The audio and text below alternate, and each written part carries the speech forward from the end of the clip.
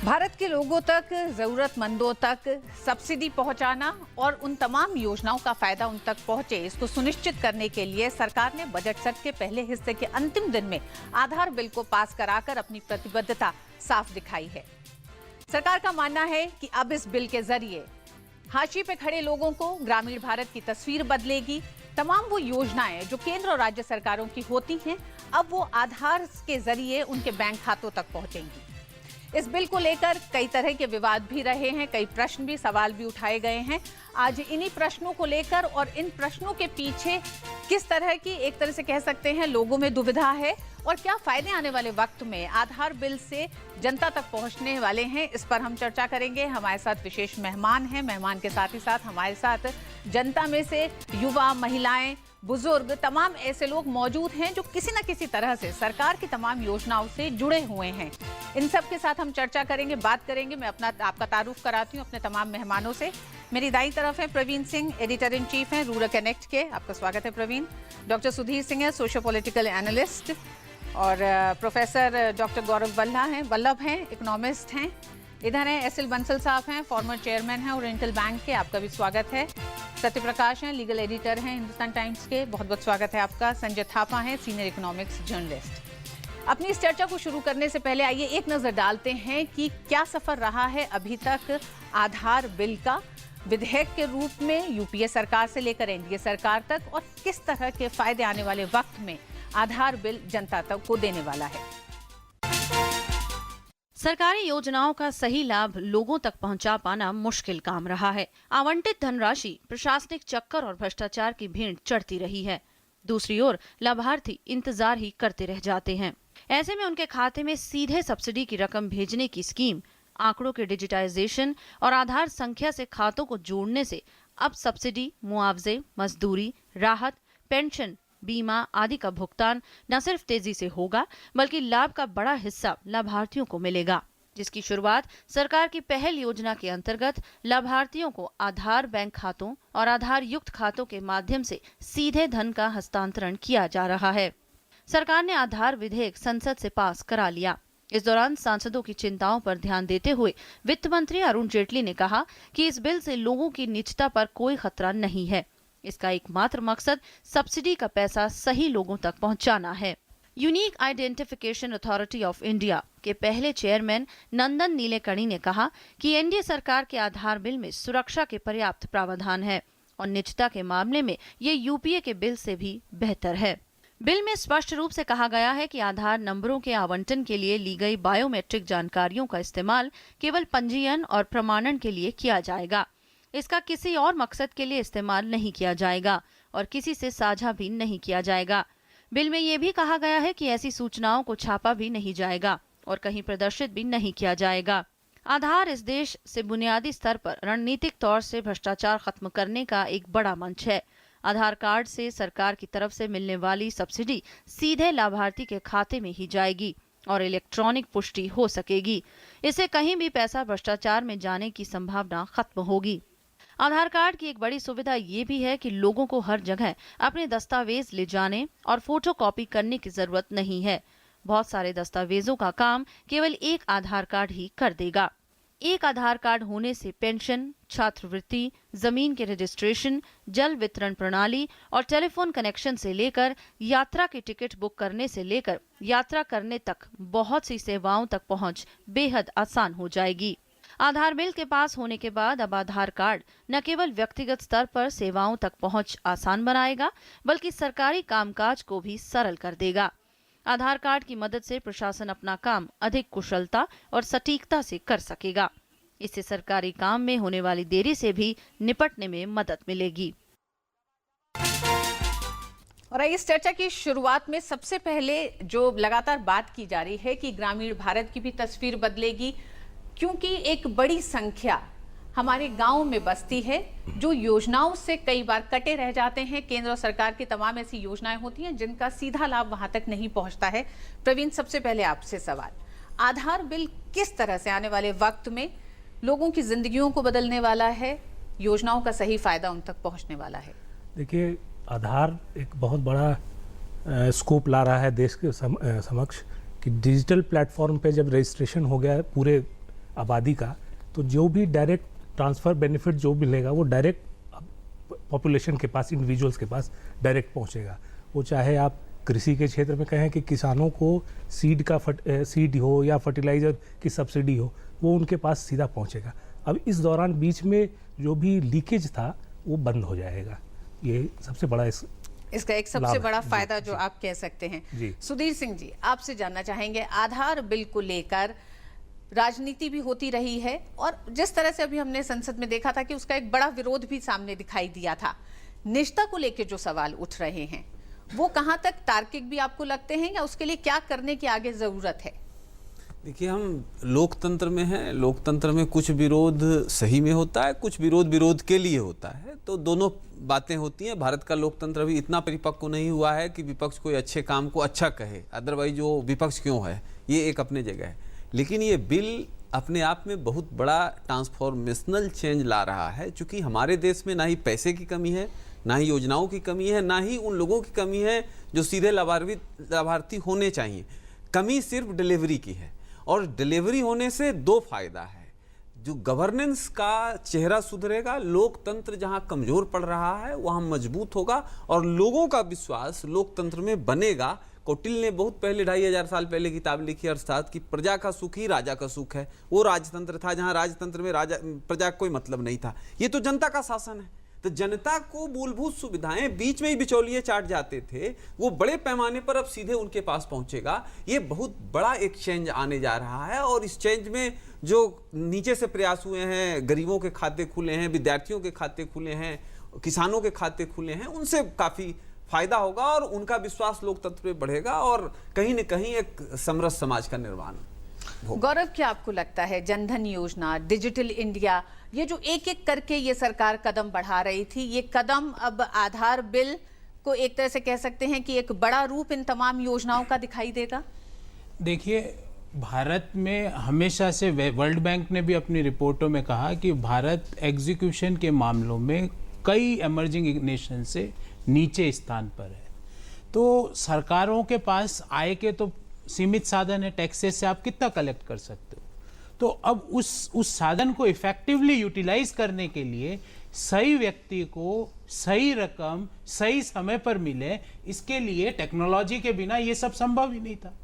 तो इस चीज को ध्यान में रखते हुए आधार का निर्माण हुआ, आधार कार्ड का निर्माण, क्योंकि हमारे देश में बहुत से कार्ड है पर उसमें कोई सामंजस्य ही नहीं है। जैसे पान कार्ड और ड्राइविंग लाइसेंस का कोई सामंजस्य नहीं है कि ड्राइविंग लाइसेंस में मैं शो कर रहा हूं कि मेरे पास 10 लाख की कार है और पान कार्ड में मैं इनकम टैक्स रिटर्न भी नहीं भर रहा हूं, या सिर्फ पिछले 10 साल से मेरी कर योग्य आय ही नहीं है। तो एक कॉमन प्लेटफॉर्म की जरूरत थी देश में, जिससे कि सरकार अपनी सारी डिलीवरी, अपने सारे पैसे सही लोगों को पहुंचा पाए। एक और डाटा मैं देता हूं कि एक अनुमान के मुताबिक जो पिछले साल 2.5 लाख करोड़ की हमने सब्सिडी दी विभिन्न क्षेत्रों में, उसमें से 1 लाख करोड़ की सब्सिडी, मैं ये नहीं कह रहा उसमें करप्शन हुआ, वो तो एक अलग बात है, पर अनडिजायर्ड लोगों को चले गई, मतलब जिनको उसकी जरूरत नहीं थी। करप्शन तो एक पहलू है जिसकी आपने चर्चा की, मेरे पैनलिस्ट ने भी बताया, पर मेरा दूसरा है कि आप करप्शन फ्री भी कर दो पर अनडिजायर्ड लोगों को सब्सिडी चले जाए तो उससे क्या फायदा। जैसे एक पहल, जैसे जो एलपीजी सब्सिडी के लिए पहल जो योजना चलाई, तो उस पहल से कितना फायदा हुआ कि आज हमने बीपीएल, पिछले बजट में जो अभी बजट फरवरी मंथ में गया, उसमें हमने बीपीएल लोगों को जो एलपीजी की सब्सिडी और बढ़ा दी, क्योंकि हमारे पास में पहल के तहत कई लोगों ने अपनी सब्सिडी सरेंडर की तो है। आधार एक प्लेटफॉर्म है, आधार एक प्लेटफॉर्म से डिलीवरी एग्जीक्यूशन मैकेनिज्म को सुदृढ़ करेगा, पहली चीज। अब प्राइवेसी एक इश्यू है, दूसरा इश्यू है national interest versus public interest. अब इन सब चीजों में मैं अपना ओपिनियन नहीं देना चाहता, पर निश्चित रूप से आधार के बाद आपका सारा डेमोग्राफिक डाटा, आपका सारा बायोमेट्रिक डाटा सरकार के पास होगा, और अगर सरकार के पास से कुछ किसी ने उसका मिसयूटिलाइज कर लिया, कोई हैक हो गया, तो एक बड़ा संकट आगे आ सकता है। पर ऑल सेड एंड डन, आधार एक बड़ा प्लेटफॉर्म है और इससे डिलीवरी मैकेनिज्म में निश्चित रूप से एफिशिएंसी आएगी और सही लोगों को सही समय पर सब्सिडी मिलेगी। संजय, आपसे जानना चाहेंगे, ईमानदार गवर्नेंस की जरूरत आधार को कामयाब बनाने के लिए चाहिए? नहीं, देखिए, पहली बात तो मैं बताना चाह रहा हूँ कि जो आधार स्कीम है उसके अंदर एवरीबडी, जो जितने भी लोग हैं, वो एक सोशल सिक्योरिटी के अंदर आने का उसका एम ये था कि जैसे यूएस में भी, अमेरिका में है, या आप देख लीजिए कनाडा में है, या ब्राज़ील में है, चाइना में है, तो हर एक सिटीज़न को एक आइडेंटिटी दिया गया है जिसके तहत उसको कोई भी उसको चुनौती कर सकते हैं कि आप, या पासपोर्ट है या जो भी है, मतलब उनको एक पर्टिकुलर आइडेंटिटी है उनसे। तो ये भारत में नहीं था। तो ये एक बहुत बड़ा कदम है सोशल सिक्योरिटी नेटवर्क को बढ़ाने के लिए, जो प्रधानमंत्री ने एक बहुत बड़ा कदम उठाया है। तो पहली बात तो ये है। और दूसरी बात ये है कि जो बेनिफिट्स जो इसमें जाएंगी वो तो है ही है, और इससे ये एक विवाद सिर्फ ये उठता है इसमें कि इसका, क्योंकि भारत में जो संविधान है उसमें जो है राइट टू प्राइवेसी का एक फंडामेंटल राइट नहीं है, जो बाकी देशों में है, जो हमारे देश में शायद इस कॉन्स्टिट्यूशन में नहीं है। तो ये एक मुद्दा उठता है कि ये will it violet the privacy right of a citizen. ये अभी इस समय कोर्ट में भी लंबित है ये पूरा मामला। सत्यप्रकाश जी, क्या आपको लगता है कि इस मामले तक रुक जाना, प्राइवेसी को लेकर मतलब इस बड़ी योजना पर सवाल उठाना क्या सही होगा? ये प्राइवेसी को लेके ही सब कुछ लटका हुआ था, और ये खेद की बात है कि हमारे यहाँ, जिसको अंग्रेजी में कहते हैं putting the cart before the horse, ये इस तरह के मामले होते रहे। पहले आप कोई चीज़ कर देते हैं बगैर सोचे हुए, बाद में कोई सामने समस्या आ जाती है, तब आप सोचते हैं कि इसका समाधान कैसे किया जाए। जिस वक्त यूपीए सरकार ने ये योजना लाने का फैसला किया 2009 में, उस वक्त ये बात ध्यान में आनी चाहिए थी। अगर आप बायोमेट्रिक डिटेल्स ले रहे हैं किसी का, तो ये उसकी राइट टू प्राइवेसी में आ सकता है। और अगर राइट टू प्राइवेसी का मामला है तो हालांकि संविधान में अलग से निजता का अधिकार कहीं से उल्लिखित नहीं है, लेकिन सुप्रीम कोर्ट के कई ऐसे फैसले हैं जिसमें ये कहा गया है कि right to privacy is included right to life and liberty. तो आपका जो जीवन का अधिकार है उसमें निजता का अधिकार निहित है, और इसीलिए निजता के अधिकार का कोई भी उल्लंघन आपके जो जीवन का अधिकार है उसका उल्लंघन है। अगर ये चीज़ पहले सोच ली गई होती तो शायद यूपीए के समय में ही ये जितनी बाधाएं थी वो दूर हो जाती, और ये जो अभी डायरेक्ट बेनिफिट ट्रांसफ़र स्कीम है, जिसको यूपीए सरकार जाते जाते भी जल्दी में लाने की कोशिश कर रही थी और नहीं हो पाया था, शायद ये नहीं कुछ होता। राज्यों में कोशिश किया भी उन्होंने।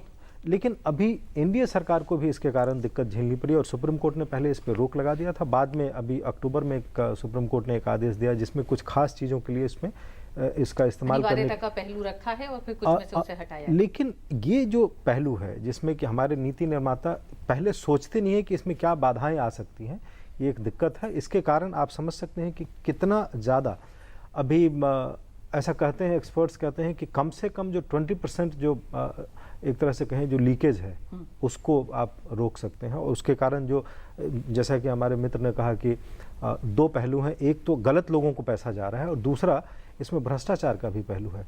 एक बहुत अच्छा उदाहरण ये होने जा रहा है कि टेक्नोलॉजी के यूज से आप भ्रष्टाचार से कैसे निपट सकते हैं। आपका एक उदाहरण दिल्ली मेट्रो है। रेल में बेटिकट चलने की समस्या पूरे हिंदुस्तान में है, बहुत भारी पैमाने पे लोग दुरुपयोग करते हैं रेल का। दिल्ली मेट्रो में बगैर टिकट के शायद ही कोई चल पाता होगा, उसकी वजह टेक्नोलॉजी है।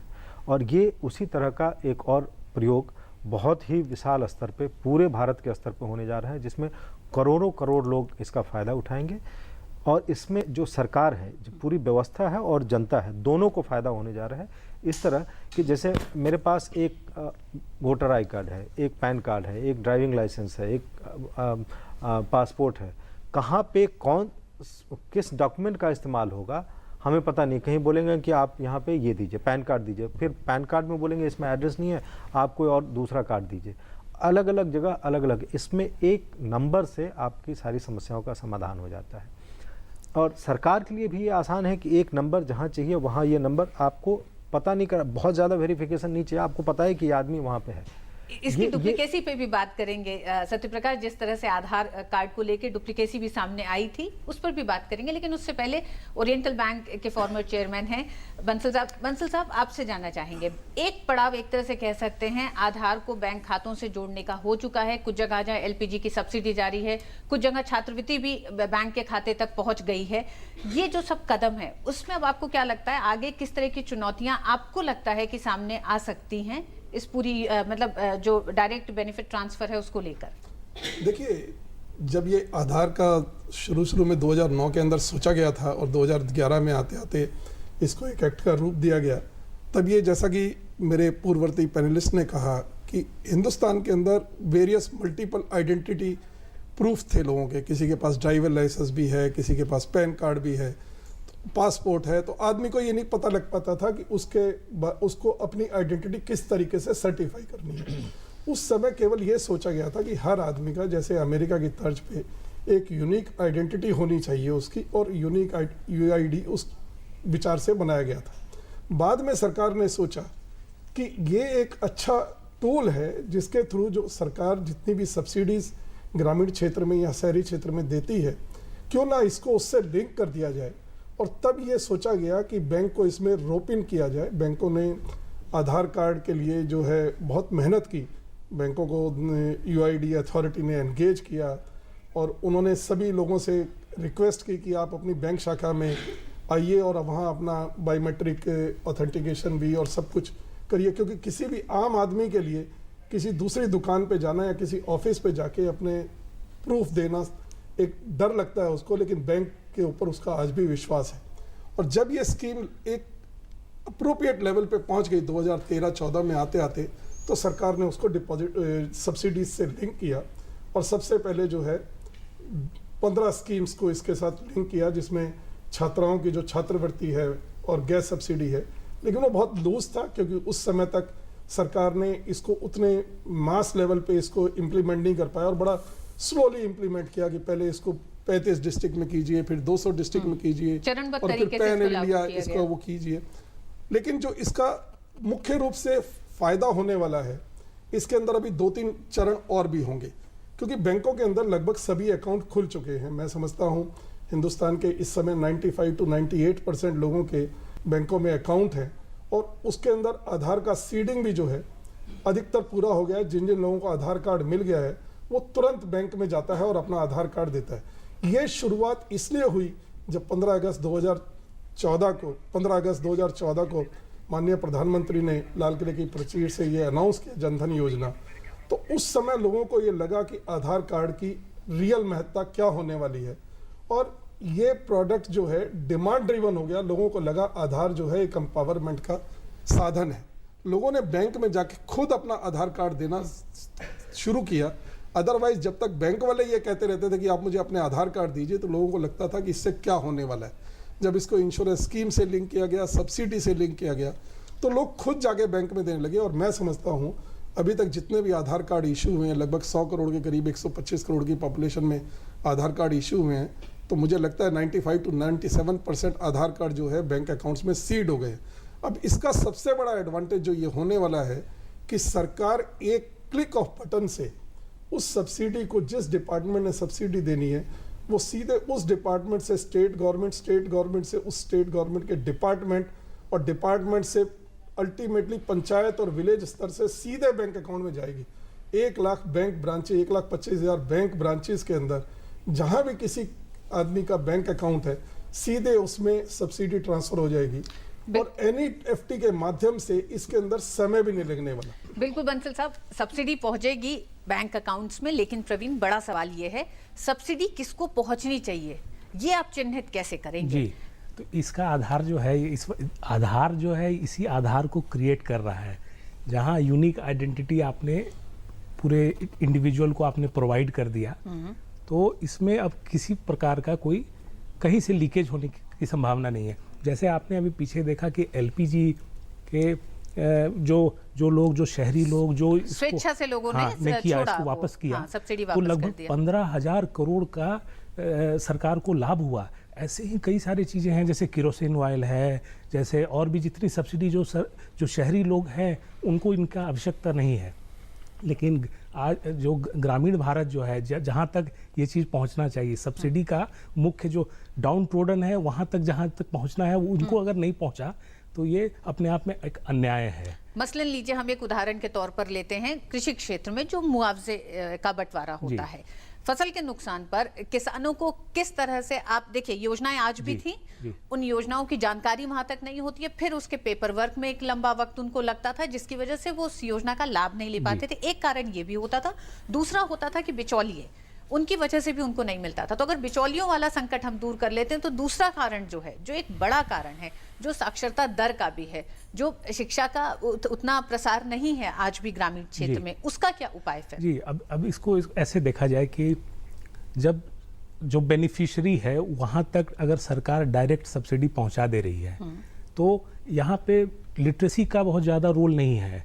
जो भी बेनिफिशियरी है जिस चीज़ के लिए, चाहे आप फर्टिलाइज़र की बात कर रहे हैं, सीड की बात कह रहे हैं, या ये सीड के अलावा और भी जो मिनिमम सपोर्ट प्राइस जो सरकार निर्धारित करती है, उसको भी अब डायरेक्ट ट्रांसफ़र फार्मर तक पहुंचेगा।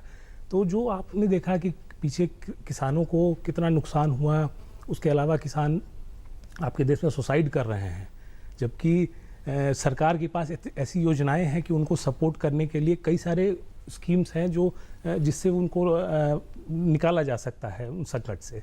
तो अब ये इस प्रकार के संकट से अब जो है निपटारा हो जाएगा ये आधार के आधार। सुधीर जी, नंदन नीलेकनी जो कि पहले चेयरमैन थे UIDAI के, उन्होंने भी कहा है कि NDA जो आधार बिल लेके आया है उसमें प्रावधानों को लेकर, चाहे वो निजता का प्रावधान हो या लक्ष्यों को लेकर, UPA से बेहतर है।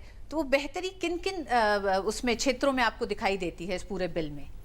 देखिए, सबसे पहले तो नंदन जी को साधुवाद देना चाहिए कि एक विपक्षी पार्टी में रहते हुए भी उन्होंने सही बात कही है। चूँकि वो टेक्नोक्रेट हैं तो उनमें अभी पॉलिटिक्स का उतना असर नहीं हुआ है जितना होना चाहिए। और दूसरी बड़ी बात है कि जो समस्याएं हैं, कुछ समस्याएं अभी भी हैं। डुप्लीकेशन की बात भाई साहब ने उठाई, डुप्लीकेशन की समस्याएं हैं। और सबसे बड़ी बात कि डिलीवरी सिस्टम में बैंक तक नीचे जाके उस व्यक्ति तक जाने में भी अभी कुछ समस्याएं हैं। वो उन समस्याओं का प्रैक्टिकल सॉल्यूशन करना होगा और इसके लिए कानून ही पर्याप्त नहीं है। एक लेवल पर एक सोशल मूवमेंट करने की जरूरत है। जैसे प्रधानमंत्री ने पहल योजना का रिक्वेस्ट किया तो लोगों ने तकरीबन 83 लाख, लेटेस्ट डेटा बता रहा है 83 लाख लोगों ने सरेंडर कर दिया अपना सब्सिडी। तो बहुत लोग गाँव में भी ऐसे हैं जिनको जरूरत नहीं है और जो जरूरतमंद है उसको मिल नहीं रहा है। तो आधार, मुझे लगता है कि ये जो गैप है हैव्स और हैव नोट्स का, उसको बहुत ज़्यादा घटाएगा और बड़े लेवल पर जो बहुत ज़रूरतमंद हैं, फर्ज के लिए किसान उठा लीजिए। किसान करीब 2-2.5 लाख आत्महत्या हो चुका है पिछले 20 साल में हमारे देश में, और 15,000 20,000 का कर्ज किसान नहीं दे पा रहा है। हमारे पास स्कीम्स हैं लेकिन वो स्कीम जब तक वहाँ पहुँच रहा है तब तक किसान समाप्त हो रहा है। तो निश्चित तौर पर इसमें स्पीड अप होगा और हमको देखना चाहिए कि इस तरह के और जो स्कीम्स है, ओल्डर पीपुल के लिए हम क्या कर सकते हैं, विडो के लिए क्या कर सकते हैं, सिंगल मदर के लिए क्या कर सकते हैं। तो ये सारी चीज को अभी थोड़ा सा देखना होगा, चूंकि टाइम आएगा और कुछ बीतता है तो इस पर भी कुछ प्रैक्टिकल सॉल्यूशन होंगे। लेकिन आधार इन तमाम वर्गों को पकड़ने का काम, उनको लाभान्वित करने का काम, उन तमाम योजनाओं के लिए एक उम्मीद जरूर है, जिसमें एक बड़ी योजना सार्वजनिक वितरण प्रणाली है, जो राशन की दुकानों पे राशन मिलता है। हमने तमाम इलाकों को देखा है देश के कई राज्यों में जहां इसमें कई तरह की धांधली है, और उस धांधली पे काबू पाने में आधार बिल के जरिए अब शायद लगता है कि व्यवस्था कुछ हद तक कारगर होगी, बशर्ते कि एक ईमानदार गवर्नेंस की भी जरूरत है। हमारे साथ जनता यहाँ पर मौजूद है, उससे जानेंगे कि उन लोगों के पास जो आधार नंबर है, किस तरह की सब्सिडी का फायदा उनको मिलता है, क्या अड़चने उनको लगती हैं और क्या सुझाव उनकी तरफ से हैं जो होने चाहिए आने वाले दिनों में। वक्त एक छोटे से ब्रेक का, ब्रेक के बाद वापस लौटते हैं चर्चा में। बहुत बहुत बधाई हो, आपने अपने बच्चों को पोलियो से बचा लिया।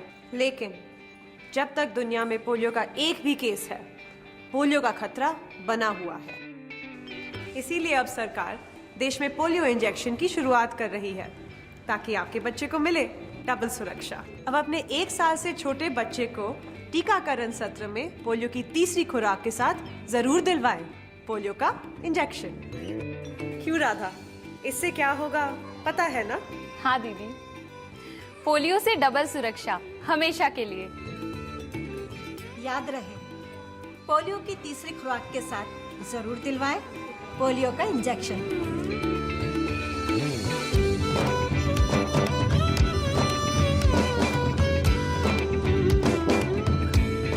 अधिक जानकारी के लिए अपने पास के स्वास्थ्य केंद्र, एएनएम या आशा दीदी से संपर्क करें।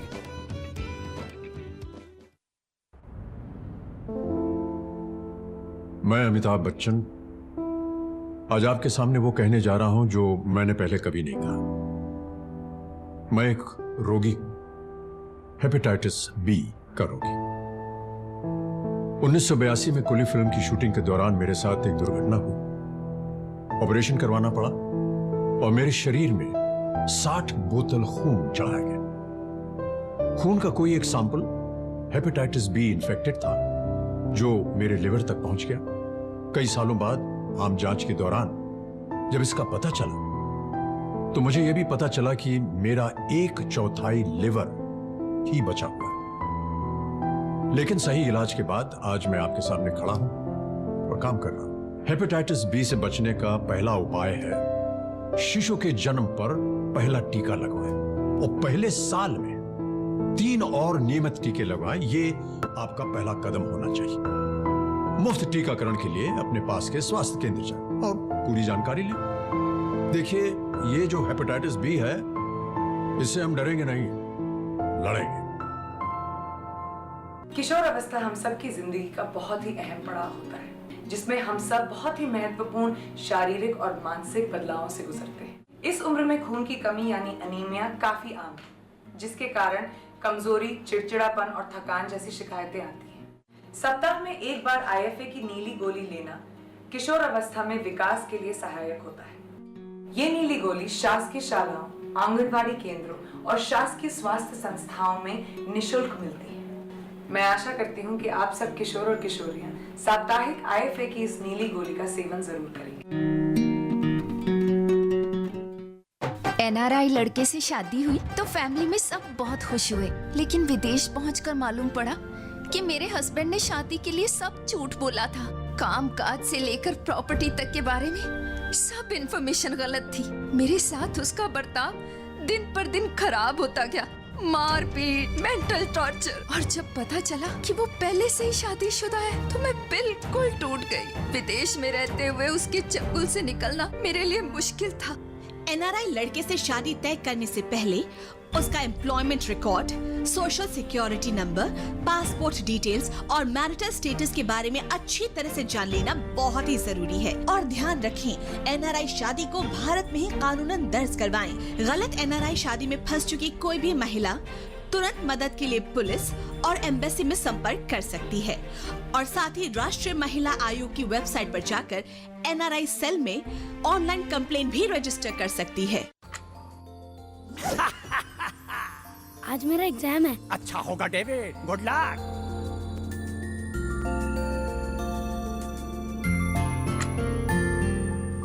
आज रिजल्ट आएगा। Best of luck. इस बार क्लास में फर्स्ट आया है डेविड और सेकंड आई है रिया, थर्ड है असलम। कांग्रेस। पर अब क्या हुआ डेविड? मुझे आगे पढ़ना है, पर पापा कहते हैं पैसे नहीं है। पैसे नहीं है? वो देखो, pre matric scholarship scheme. Pre matric scholarship अल्पसंख्यक समुदाय के उन बच्चों के लिए है जिनकी सालाना पारिवारिक आय 1 लाख रुपए से कम है और जिन्होंने पिछली कक्षाओं में 50% अंक प्राप्त किए हैं। और लड़कियों के लिए 30% स्कॉलरशिप निर्धारित है। अधिक जानकारी के लिए लॉग इन करें www.minorityAffairs.gov.in पर या कॉल करें टोल फ्री नंबर 1800112001 पर। सबका साथ, सबका विकास। आप सबने दुनिया भर में क्या मिसाल बनाई है। जिस सफाई से आपने कचरा वहीं फेंक दिया। और मन्नू आंटी क्या कूड़ा फेंकती हैं। ओलंपिक्स के गोला फेंकने वाले भी शर्मा जाएं। और ये देखिए, लक्ष्मी भाभी की सफाई तो गांव-गांव में प्रसिद्ध है। हमारे सुखिया भैया मन की करते, जहां सोचा वहीं शौच कर दिया।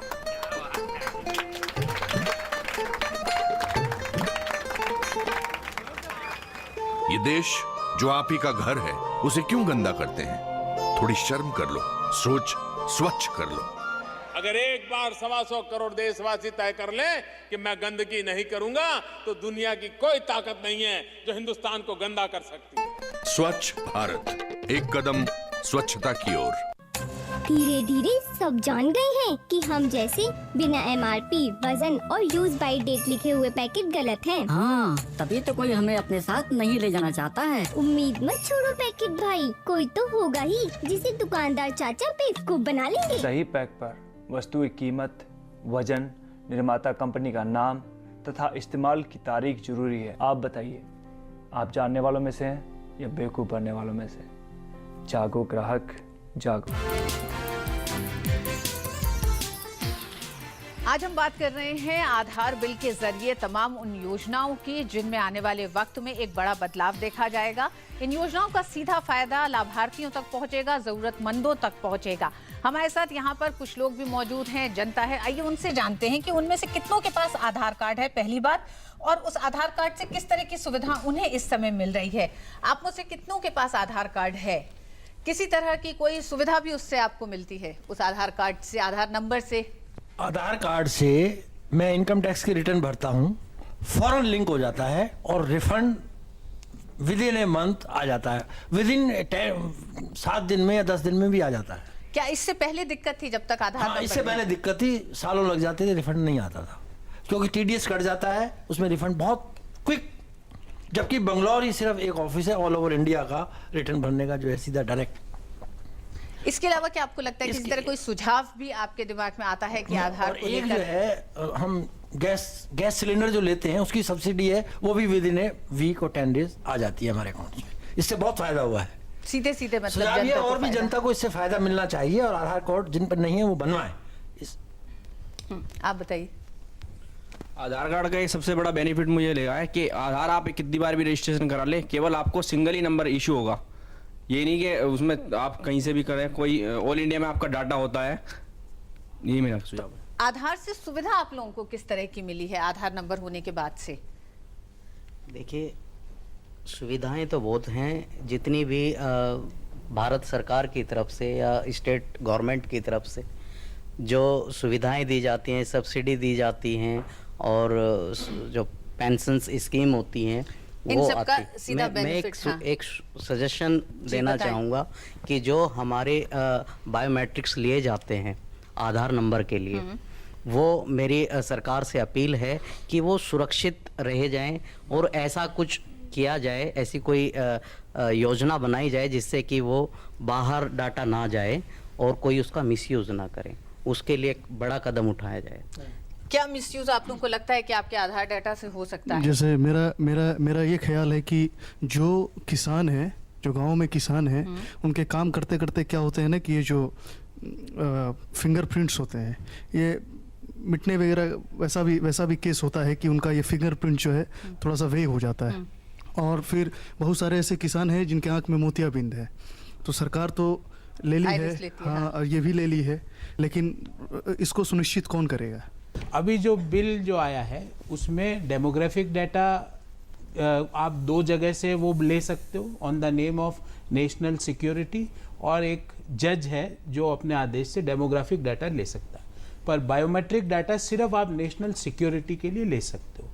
अब इश्यू ये है कि नेशनल सिक्योरिटी का मतलब क्या, बिकॉज नेशनल सिक्योरिटी एक ऐसी टर्म है जिससे जो कहीं डिफाइंड नहीं है, तो इसमें हमको रूलिंग्स लेनी पड़ती है, डिफरेंट लोग जो इसकी इंटरप्रिटेशन करते हैं वो लेनी पड़ती है। तो मोटा मोटी जब नेशनल इंटीग्रिटी के ऊपर जब प्रश्न आता है, उसके उपयोग के लिए आप बायोमेट्रिक एज वेल एज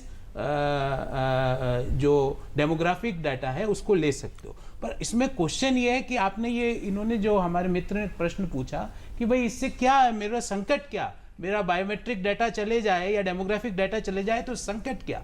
तो पहला तो प्राइवेसी है जो निश्चित रूप से एक बड़ा प्रश्न है, पर नेशनल सिक्योरिटी के लिए के नाम पे कोई भी चीज नहीं हो सकती, मेरा ऐसा मानना है। सत्य प्रकाश, आपसे जानना चाहेंगे, नेशनल सिक्योरिटी मतलब राष्ट्रीय सुरक्षा के नाम पर इसको साझा भी किया जा सकता है, उसके भी कई तरह के प्रावधान रखे गए हैं, क्या लगता है जो उनकी चिंता है गौरव जी की, वो कितनी जायज लगती है? देखिए, अब तक जो सुप्रीम कोर्ट की चिंता थी वो भी यही थी कि अगर निजता के अधिकार का हनन होता है तो ये शेयर नहीं हो सकता है। जो कानूनी प्रावधान है, जो आर्टिकल 21 है, उसमें ये कहता है कि no person shall be deprived of his right to life and liberty except in accordance with procedure established by law. अगर हम ये मानते हैं कि बायोमेट्रिक डिटेल्स ले रहे हैं तो ये हमारी निजता से जुड़ा हुआ मामला है, तो आर्टिकल 21 का रिक्वायरमेंट ये है कि इसके लिए प्रोसीजर एस्टैब्लिश्ड बाय लॉ चाहिए, और कोई प्रोसीजर एस्टैब्लिश नहीं था। ये एग्जीक्यूटिव ऑर्डर से यूपीए सरकार ने किया था 2009 में, ये इसमें खामी थी। अब उस खामी को दूर कर दिया गया है। Now we have a procedure established by law. ये कानून पास हो गया है, कल को राष्ट्रपति महोदय हस्ताक्षर कर देंगे, नोटिफाई हो जाएगा, उसके बाद ये कानून हो जाएगा। तो ये जो कमी थी इसमें कि कोई प्रोसीजर एस्टैब्लिश्ड बाय लॉ नहीं था, वो दूर हो गया। इसके बाद की एक और रिक्वायरमेंट है जो प्रोसीजर एस्टैब्लिश्ड बाय लॉ, उसमें बहुत सारी सुप्रीम कोर्ट की रूलिंग्स हैं। उसमें सुप्रीम कोर्ट ने ये कहा कि that procedure has to be a due procedure. इसका मतलब ये वो प्रोसीजर को जस्ट, फेयर एंड रीजनेबल होना चाहिए, वो ये नहीं कि कोई भी प्रोसीजर। अब ये तो कानून, जिसमें ये भी सुझाव था 2 समिति हों जिसमें ओवरसाइट की व्यवस्था इसमें भी है। अभी जो दो, जैसा कि उन्होंने कहा कि 2 स्थितियां हैं जिसमें कि ये डिटेल्स ली जा सकती हैं। एक नेशनल सिक्योरिटी है और दूसरा कोई अदालती आदेश पे।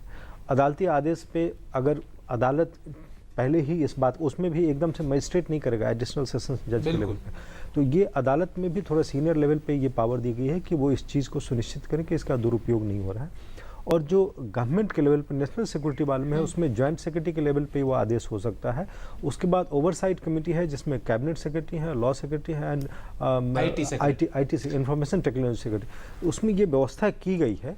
जो मुझे जहाँ पे कमी दिख रही है इसमें, वो ये है कि कई ऐसी चीज़ें हैं जिसमें जो टर्म्स ठीक से डिफाइन नहीं की गई हैं।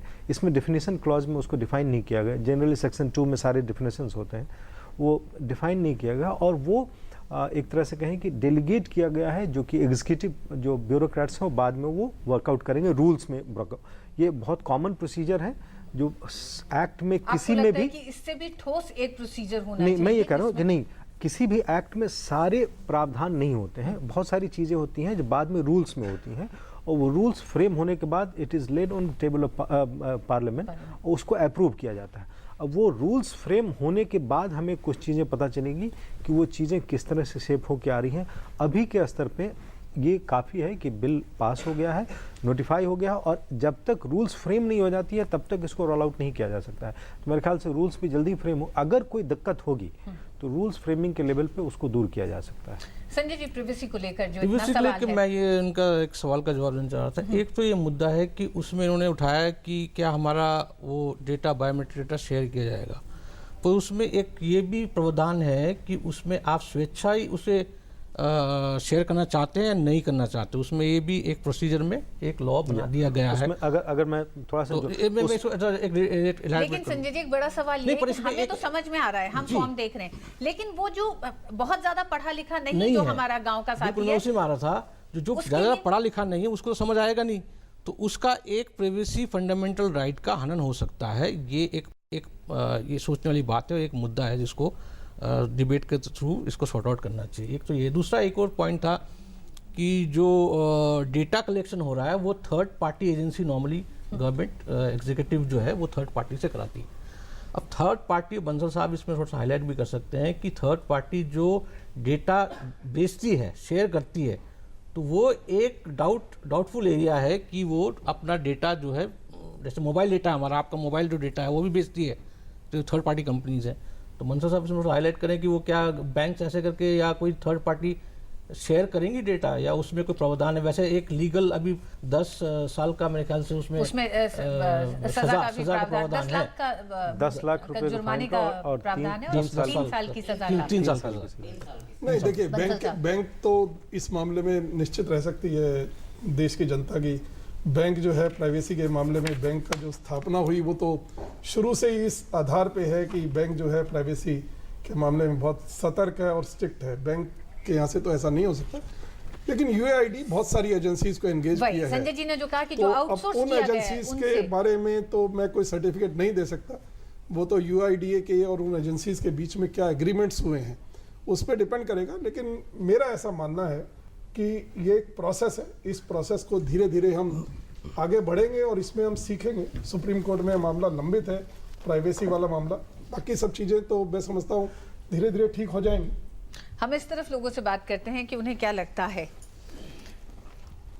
जी, मेरा नाम मोहम्मद अनस है और मेरा सवाल आपसे है कि सबसे बड़ी बात ये है कि जिन ज़रूरतमंदों को सरकारी योजनाओं का लाभ मिलना चाहिए वो लोग लाभ उठाने का कदम उठाने की हिम्मत ही नहीं कर पाते, क्योंकि वो गरीबी रेखा से नीचे होते हुए या अशिक्षा भी मुख्य इस चीज़ की मुख्य कारण है, इसलिए वो सरकारी योजनाओं से या तो वंचित रह जाते हैं। तो उनको कैसे जागरूक करें और उनको योजनाओं से कैसे जोड़ें? अच्छा, किसान भी आत्महत्या वही करते हैं जिनको योजनाओं का लाभ पता नहीं होता, या फिर योजनाओं का फल देने वाले उनको उससे वंचित रखने में सक्षम हो जाते हैं।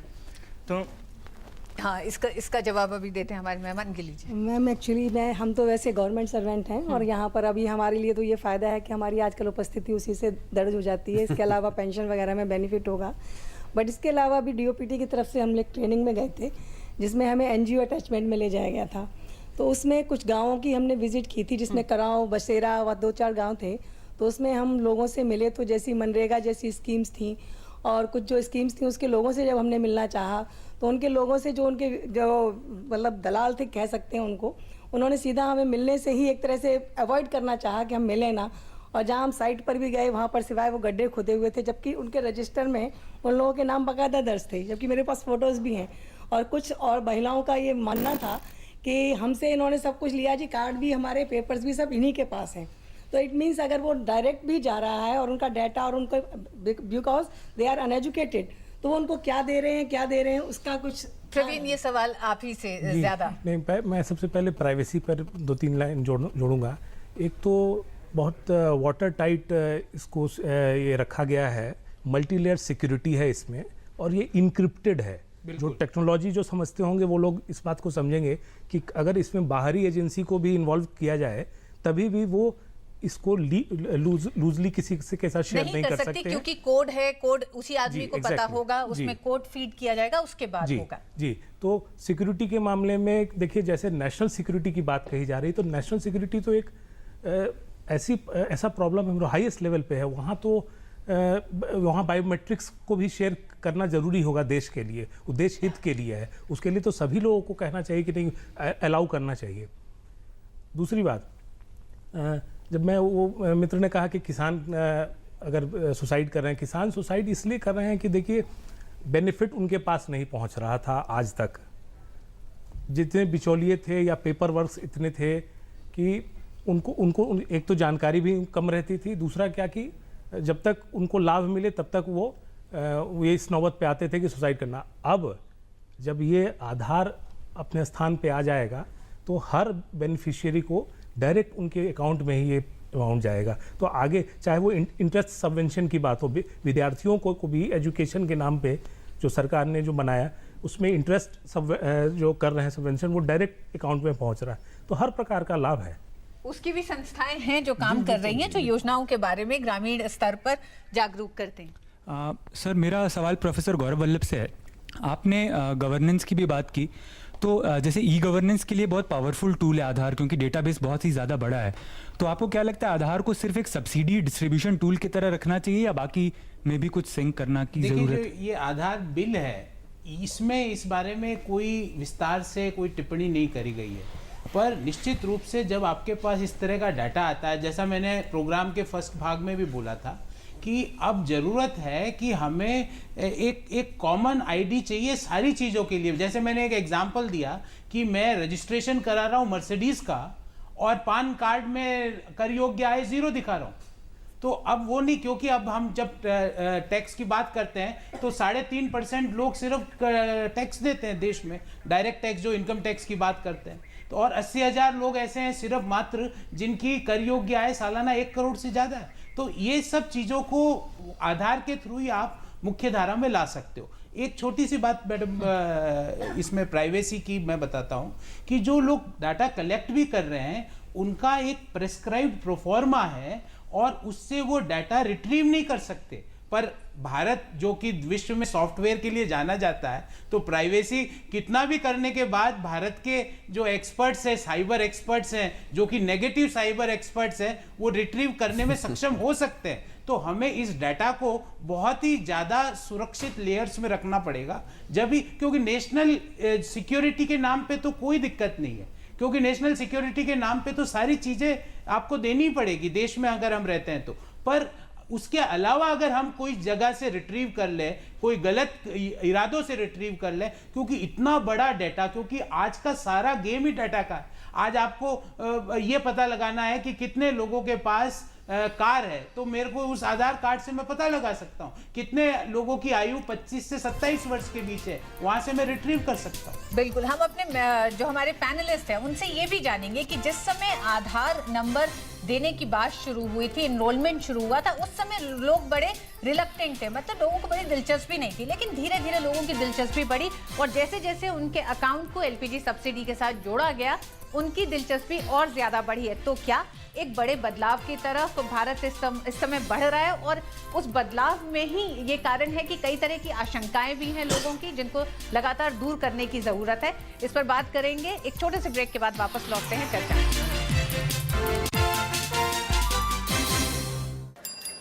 अस्पताल में गंदगी हो सकती है, कुछ छूना मत और बीमार पड़ जाओगी। अरे दीदी, अब सब बदल रहा है।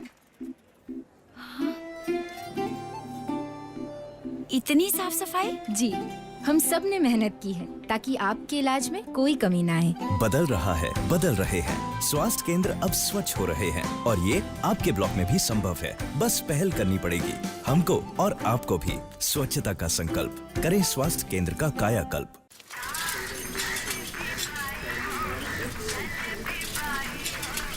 आज बड़ा चकाचक दिख रहा है, बोला कहाँ चला? मियाँ तारीख है। कोर्ट की तारीख है क्या? कोई फैसला होना है? क्या बोला, कहाँ चला?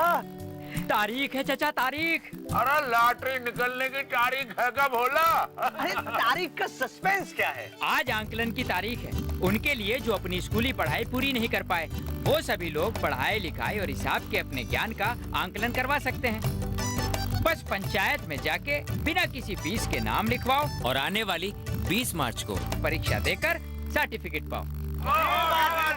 पता लगा तारीख क्या है? और ये कहीं भी कभी भी। साक्षर भारत अभियान। अधिक जानकारी के लिए अपने सरपंच से संपर्क कीजिए।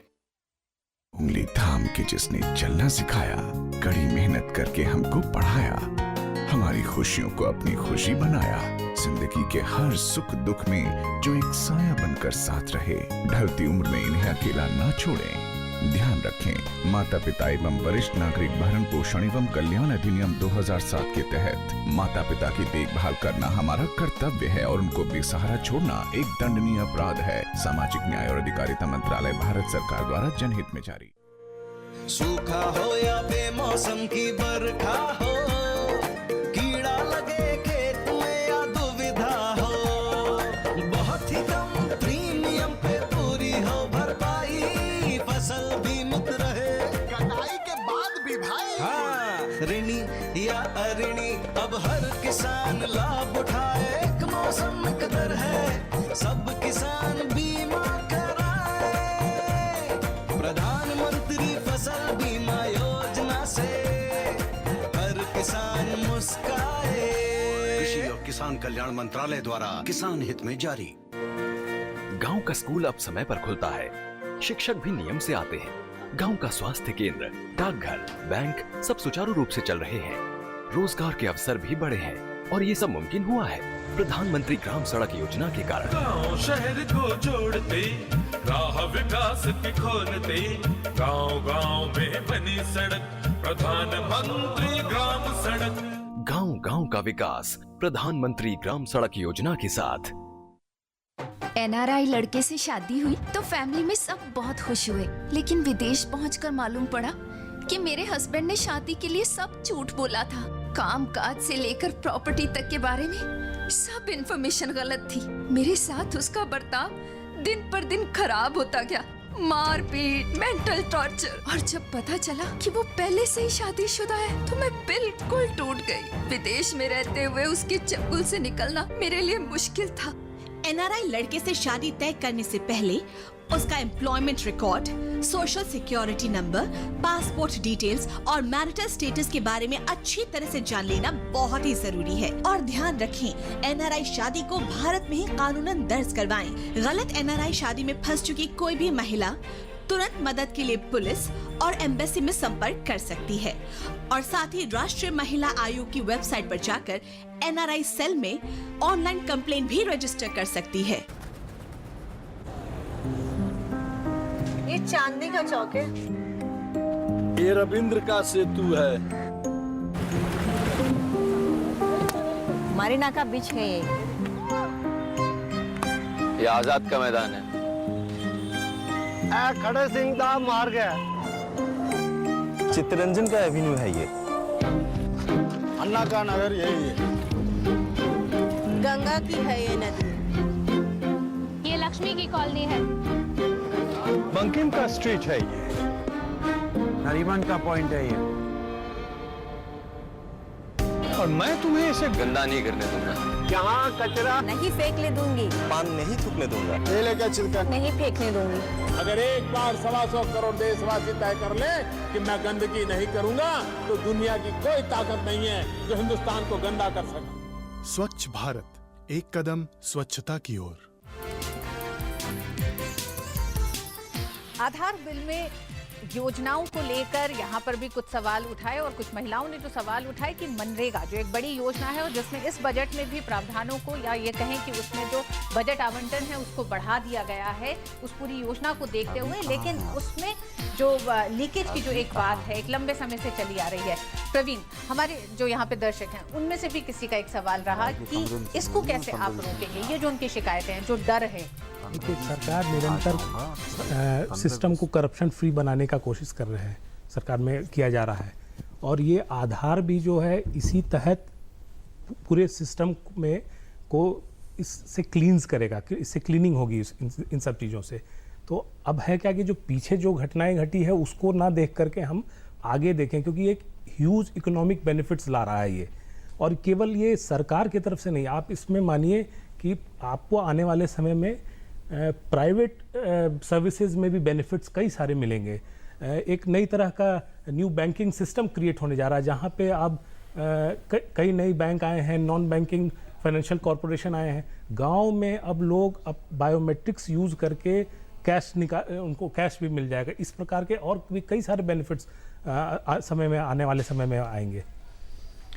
जो एक सवाल निष्ठा को लेकर, प्रिवेसी को लेकर, क्या वजह है कि जैसे भारत में जितने सवाल उठ रहे हैं और जो देश हैं जहां पे यूनिक आइडेंटिफिकेशन नंबर है, लेकिन उन देशों में ये सवाल ज़्यादा नहीं उठे?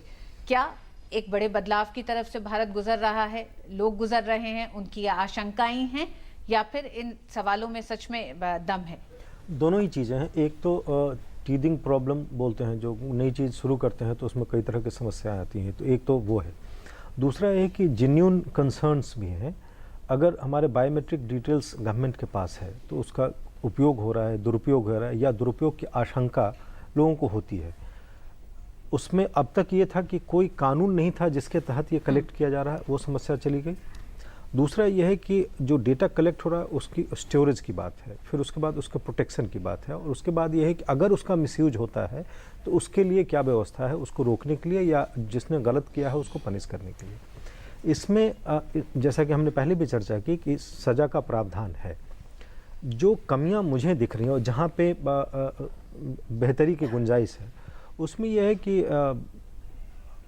एक तो यह है कि आप जो सिर्फ इस अथॉरिटी को ही ये अधिकार दिया गया है कि किसी कोई मामला वो दायर कर सकता है किसी अदालत में, किसी इंडिविजुअल को ये अथॉरिटी ही दायर करेगा।